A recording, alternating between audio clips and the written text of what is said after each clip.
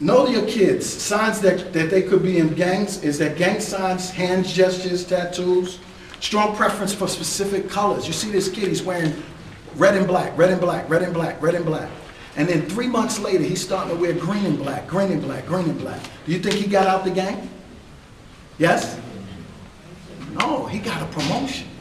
So whereas before he was a warrior, now before he was a soldier, now he's a captain. Which means that he's got at least 50 kids under him that he gets to tell what to do. Their organizational skills are just as good as some of our top organizations. And they're organized. We used to think that gang members were dumb. They're not. Some of them have their own alphabet. And if you saw some of the writing, you'd be like, what the heck is that? But thank God for law enforcement, because law enforcement have been able to break the code on that. And that's why it's so important. I call it a triple effect. The community must be linked to the police department, must be linked to parents, because it's that triple effect that's going to make the difference. And if we band together, community, parents, police, then it could get done. Because first of all, those three entities are going to be saying the same thing to our youth. And that's part of the problem. Are we really saying the same thing to our youth? Here's the problem. Johnny can't read, right? Right? Johnny can't read. Who does the school say is the fault that Johnny can't read? Come on. Parents. It's the parents' fault. Johnny can't read. Who does the parents say is the fault? The teachers, right? Johnny can't read. Who does Johnny say is the fault on? The parents and the schools. Everybody's blaming each other. And what's the reality? The reality is Johnny needs to learn how to read. And regardless of whose fault it is, we need to do something about Johnny being able to read. And so if the teachers and the parents and the police get together and create programs that will help Johnny read, then it won't be a problem no more. Then Johnny can learn how to read. Does that make sense? Yeah. So in terms of even the gang stuff, and I hope I'm not going off track here because I just want to drive that point home to you. We've got to do something that we forge a teamwork kind of basis. And teamwork always works. Group work always helps. Y'all know that. Groups is what makes a difference. That's why Weight Watchers is so daggone popular. Okay? Because they're doing stuff in a group. Okay, by the way, I lost 20 pounds since joining Weight Watchers. Okay. So the dramatic change in dress style is very important. You want to look at bandanas. I have a table back there that I set up I want you to look at. I want you to look at some of the magazines that are back there and also some of the bandanas and the beads. Each one of those beads I actually confiscated off of the inmates who were trying to tell me that those were just religious beads. And we'll get into that a little bit. You know, there's a difference between religious beads and beads that are worn by gang members. There's a big difference.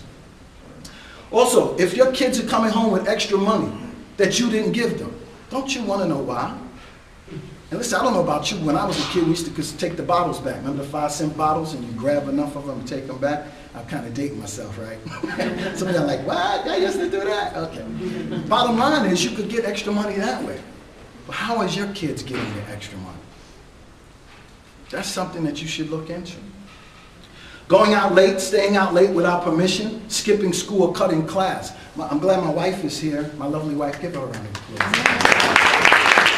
She's going to kill me after this because she hates that. But when my son was in high school, I used to go sneak in his class. I used to sit in his class for at least 20 minutes without him even knowing that I was there.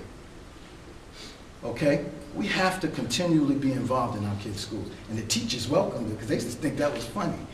You know, but the bottom line is they knew that there was a parental presence involved. So my son didn't know when I was going to show up. I might be anywhere at any given moment. And he would ask, what are you doing here? No, what are you doing here?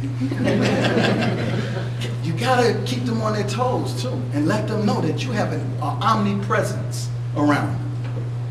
That you can show up anywhere there. That's legal. If you're there, I can be there. Trust me. Also, skipping school, cutting class. The gang culture is very attractive to our youth. Where would you go if you were a gang member and you wanted to recruit kids? Schools. Where else? The malls. The shopping malls are full of gangs. My wife hates taking me to the mall with her because I'm always working there. Like, look, there's this group, there's that group, look at that. She's like, Dad, can't you just like enjoy shopping with me? You know? But those are places that you have to be really cognizant. And what do we do for fun, for recreation? We take our teenage kids, and where do we let them go? To the mall. You don't think the gangs know that? They know it well. A wannabe is a gonna be. And so if you got kids that are practicing this gang stuff, they're gonna be eventually. You know, like I know, if we head north and we're looking at a project that's up in the north, eventually what we're gonna do? We're gonna get there. Same thing with the kids and with gangs. So what we have to learn to do is to turn them around, turn them back around from where they're headed. And we have to learn to interrupt that service of which way they're going. And there are ways to interrupt that path and turn the path around to point it towards something that's more positive. And the best thing you could ever do is grab your kid, man, and keep them under you. Take them camping. Take them and do things with that kid. I don't care. My kid used to kick and say, Dad, we sleeping outside. How come we can't go to Holiday Inn? They hated it at first. After you start exposing them to it, it's a big difference. They loved it after that. And then next year they were asking me, we going camping again? Hey, let's go sleep out in the woods again. That's the kind of stuff we got to get back to. If we don't get back to those kinds of activities, it's going to be a problem because these kids will make their own.